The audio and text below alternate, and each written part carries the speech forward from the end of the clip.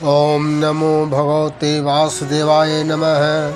सनातन धर्म की जय। हर हर महादेव। श्रोता बंधु, 3 लोक 14 भुवन की संपूर्ण कथा लेकर आया हूँ। जन्म, मृत्यु और कर्म सिर्फ पृथ्वी तक सीमित है या फिर इस ब्रह्मांड के अलग अलग लोकों में भी ये नियम काम करते हैं। हम जो पृथ्वी पर देख रहे हैं, क्या वही पूरी सृष्टि है या सिर्फ यह एक परत है जिसके ऊपर और नीचे अगणित लोक मौजूद हैं। पौराणिक कथाओं के अनुसार इस ब्रह्मांड में कुल 14 लोक मौजूद हैं, जिसे 3 भागों में बांटा गया है। हम जिस पृथ्वी पर रहते हैं उसे भूलोक कहा जाता है।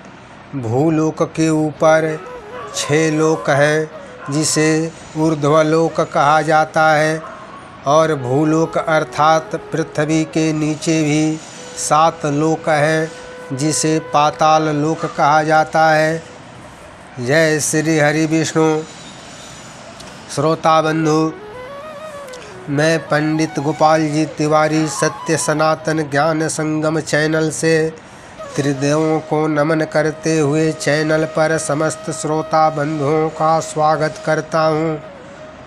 हमारा प्रयास पौराणिक कथाओं को जन जन तक पहुँचाना है। सनातन धर्म की जय। श्रोता बंधु, पृथ्वी के नीचे पाताल लोक में 7 लोक हैं और पृथ्वी के ऊपर ऊर्ध्वलोक में 6 लोक होते हैं। इस प्रकार पूरे ब्रह्मांड में कुल मिलाकर 14 लोक होते हैं। पहला पाताल लोक। इस लोक में कुल 7 लोक होते हैं। इन 7 लोकों में सबसे नीचे नागलोक आता है। नागलोक सबसे गहरा लोक और रहस्यमय लोक माना जाता है। इस लोक में सूर्य का प्रकाश नहीं पहुंचता है, लेकिन फिर भी यह अंधकारमय नहीं है। इस लोक में नागों का वास है। वासुकी और शेषनाग जैसे दिव्य सर्प यहीं रहते हैं। यहाँ का रत्न और मणियाँ इतनी प्रकाशमय होती हैं कि पूरा नागलोक इसी से जगमगाता रहता है। यहाँ का जीवन पृथ्वी से बिल्कुल अलग है। इस लोक में समय और ऊर्जा के नियम अलग हैं। शेषनाग पूरी पृथ्वी को अपने फन पर धारण किए हैं और भगवान विष्णु क्षीरसागर में उन्हीं पर शयन करते हैं। समुद्र मंथन के समय नागराज वासुकी को ही रस्सी बनाया गया था, अर्थात नागलोक अंधकारमय लोक नहीं बल्कि सृष्टि की गहराई का प्रतीक है। दूसरा रसातल लोक। नागलोक के ऊपर रसातल लोक आता है। यहाँ पर दानवों और असुरों की अनेक जातियाँ निवास करती हैं। यहाँ के प्राणी अत्यंत शक्तिशाली होते हैं, लेकिन यहाँ का वातावरण भय और शक्ति के संतुलन पर आधारित होता है। पुराणों में कालनेमी और अन्य दैत्यों का वर्णन मिलता है, जो देवताओं के साथ शत्रुता रखते हुए उनके साथ भयंकर युद्ध किए थे। वे दैत्य इसी लोक में निवास करते हैं। भगवान विष्णु ने कई बार असुरों का विनाश किया है।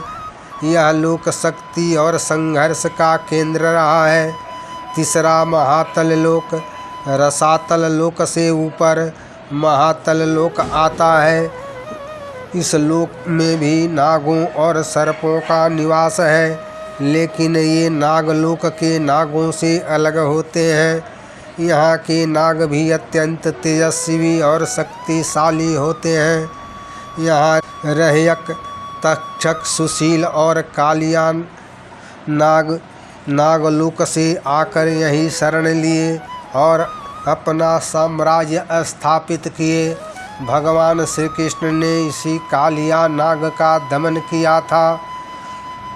इन लोकों की शक्तियाँ पृथ्वी पर भी प्रभाव डालती है। यह लोक छिपी हुई शक्तियों और गूढ़ ऊर्जा का केंद्र है। चौथा, तलातल लोक। महातल लोक के ऊपर आता है तलातल लोक। यह लोक माया और तंत्र शक्तियों का केंद्र माना जाता है। इस लोक में मायावी शक्तियों के ज्ञाता रहते हैं। मैदानों जो महान वास्तुकला और मायावी राक्षस था, उसे इसी लोक का स्वामी माना जाता है। मैदानों ने कई अद्भुत नगर और महलों का निर्माण किया था। मैदानों की माया इतनी प्रबल थी कि देवता भी भ्रमित हो जाते थे। पांडवों के नगर इंद्रप्रस्थ का निर्माण मैदानों ने ही किया था। पांचवा, सूतल लोक। तलातल लोक के ऊपर सूतल लोक आता है। यह लोक बहुत ही खास है, क्योंकि इस लोक के स्वामी असुरराज राजा बलि हैं, जिनसे भगवान विष्णु ने वामन अवतार में 3 पग में तीनों लोक नाप लिए थे और राजा बलि का शरीर भी नाप लिया थे और राजा बलि को सूतल का स्वामी बनाया। यह लोक पाताल में होते हुए भी बहुत ही दिव्य और समृद्ध माना जाता है। राजा बलि दान और सत्य के लिए प्रसिद्ध हैं। उन्हें हर युग में एक आदर्श भक्त के रूप में याद किया जाता है। छठवां, बीतल लोक। सूतल लोक के ऊपर बीतल लोक आता है। इस लोक में अग्नि और ऊर्जा का बहुत प्रभाव है। यह लोक रहस्यमयी शक्तियों से भरा हुआ है। पौराणिक कथाओं के अनुसार बीतल लोक भगवान शिव के अटकेश्वर रूप से जुड़ा हुआ है। जब भगवान शिव ने इस रूप में अग्नि और तांत्रिक ऊर्जा को प्रकट किया था, तो उससे उत्पन्न दिव्य ऊर्जा इसी लोक में प्रवाहित होने लगी थी। इसी कारण इस लोक में अग्नि और तांत्रिक शक्तियों का संयोग होता है। यहाँ की ऊर्जा साधारण नहीं है, बल्कि परिवर्तन और सृजन की शक्तियों का केंद्र बिंदु बनी हुई है। सातवां, अतल लोक। यह लोक पाताल का सबसे ऊपर का लोक है। इस लोक में असुर जातियों का निवास है, परंतु यहाँ पर भोग और माया का प्रभाव ज़्यादा है। इस लोक का स्वामी बाला नामक दैत्य है। उसने ऐसी शक्तियाँ प्राप्त कर ली थी जिससे वह किसी को भी मोह में डाल सकता है। इसलिए यह लोक आकर्षण, भ्रम और माया की चरम सीमा को दर्शाता है। इस लोक के ऊपर आता है भूलोक अर्थात पृथ्वी लोक। यही वह लोक है जहाँ हम रहते हैं। यहाँ पर जन्म, मृत्यु और समय सब निश्चित है। यहाँ कर्म का नियम सबसे महत्वपूर्ण है। इस लोक में जो किया जाता है उसका फल अवश्य मिलता है, और यही कारण है कि पृथ्वी लोक को कर्म भूमि कहा जाता है। रामायण और महाभारत काल की घटनाएं यहीं घटित हुई। इस लोक में भगवान विष्णु के 10 अवतार हुए, जिनमें श्री रामा अवतार और श्री कृष्णा अवतार मुख्य हैं। यह वह स्थान है जहाँ आत्मा अपने कर्मों को भक्ति और तपस्या से बदल सकती है। इसी कारण पृथ्वी लोक सबसे महत्वपूर्ण माना जाता है। अब पृथ्वी के ऊपर के 6 लोकों के बारे में जानेंगे, जो हमारी पृथ्वी के ऊपर के लोक हैं। पहला, भूअर लोक। यह लोक पृथ्वी और स्वर्ग के बीच का लोक है। यहाँ प्राण, ऊर्जा और सूक्ष्म शक्तियों का वास होता है। यहाँ पर वे आत्माएं रहती हैं जो पूर्ण रूप से मुक्त नहीं हुई हैं। श्राद्ध और तर्पण जैसे कर्म इसी लोक से जुड़े हैं, और ऋषि मुनि अपनी सूक्ष्म यात्रा में यहाँ पर भी विचरण करते हैं। यह लोक स्थूल और सूक्ष्म जगत के बीच का सेतु है। दूसरा, स्वर्ग लोक। भूअर लोक के ऊपर स्वर्ग लोक आता है। स्वर्ग लोक देवताओं का लोक है। यहाँ के राजा देवराज इंद्र हैं। यहाँ पर सुख, ऐश्वर्य और दिव्यता है। इस लोक से पुण्य क्षीण होने के बाद वापस आना पड़ता है, अर्थात स्वर्ग लोक आत्मा का अंतिम लक्ष्य नहीं है। देवराज इंद्र के साथ वरुण देव, अग्निदेव, वायुदेव, सूर्यदेव, चंद्रदेव आदि देवता यहीं पर निवास करते हैं। नंदन वन यहीं पर है। इसी लोक में अप्सराएं भी निवास करती हैं। अनेकों यज्ञों और पुण्य कर्मों के बाद आत्माएं यहाँ पहुँचती हैं, लेकिन यह अस्थायी स्थान नहीं है, बल्कि पुण्यों के कारण पुरस्कार स्वरूप है। पुण्य समाप्त होने के बाद वापस भूलोक में फिर जन्म लेना पड़ता है।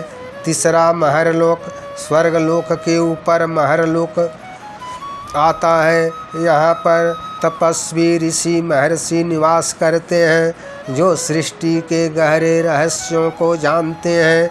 इस लोक का समय बहुत अलग तरह से चलता है। भृगु ऋषि जैसे महान ऋषियों का निवास इसी लोक में माना जाता है, और प्रलय के समय भी यह लोक नष्ट नहीं होता। यहाँ ज्ञान और तप की ऊर्जा अत्यंत ऊंची स्तर की होती है। यह लोक आध्यात्मिक उन्नति का प्रतीक है। चौथा जनलोक, महरलोक से ऊपर जनलोक है। इस लोक में उच्च स्तर के ऋषि और सिद्ध पुरुष रहते हैं। ये वो आत्माएं हैं जो जन्म मृत्यु के चक्कर से लगभग मुक्त हो चुके हैं। सनक, सनंदन, सनातन और सनत कुमार यहीं पर निवास करते हैं। ये ब्रह्मा जी के 4 मानस पुत्र हैं। इनकी चेतना अत्यंत शुद्ध और ज्ञानमय होती है, और यह लोक मुक्ति के बहुत ही निकट का लोक है। पांचवा तपोलोक, जनलोक के ऊपर तपोलोक है। इस लोक में केवल महान तपस्वी रहते हैं, जो अत्यंत ऊंचे स्तर की साधना में लीन रहते हैं। इस लोक में ऊर्जा इतनी प्रचंड होती है कि साधारण आत्मा यहाँ टिक नहीं सकती। यहाँ पर रहने वाले ऋषि हजारों वर्षों तक तप करते हैं। उनकी शक्ति इतनी प्रबल होती है कि वे पूरी सृष्टि को भी प्रभावित कर सकते हैं। यह लोक त्याग, तप और आत्मनिर्णय की चरम सीमा है। यहाँ केवल अत्यंत शुद्ध आत्माएं ही पहुँच पाती हैं। छठवां सत्यलोक, तपोलोक के ऊपर सत्यलोक है, जिसे ब्रह्मलोक भी कहा जाता है। ब्रह्मलोक 14 लोकों में सबसे ऊपर का लोक है, और यहाँ सृष्टि के रचयिता ब्रह्मा जी का निवास स्थान है। यहाँ ना दुख है और ना ही मृत्यु है। यह सृष्टि का सबसे शुद्ध और दिव्य लोक है। यहाँ पर समय लगभग स्थिर होता है। केवल अत्यंत उच्च स्तर की आत्माएं ही यहाँ पहुँच पाती है, और प्रलय के अंत में भी यह लोक बना रहता है। यहाँ सृष्टि के सबसे उच्च ज्ञान और चेतना का स्थान है। ये 14 लोक अंतिम लोक नहीं है। इनके आगे भी शिवलोक, विष्णुलोक, देवी लोक, गोलोक आदि अनेकों लोक हैं, जो इन सभी लोकों से परे हैं, जो समय से, जन्म से और मृत्यु से परे हैं। जय श्री हरि विष्णु। श्रोता बंधु, 3 लोक 14 भुवन की रोचक कथा सुनकर लाइक करें, शेयर करें, कमेंट करें तथा चैनल को सब्सक्राइब जरूर करें। सनातन धर्म की जय। हर हर महादेव।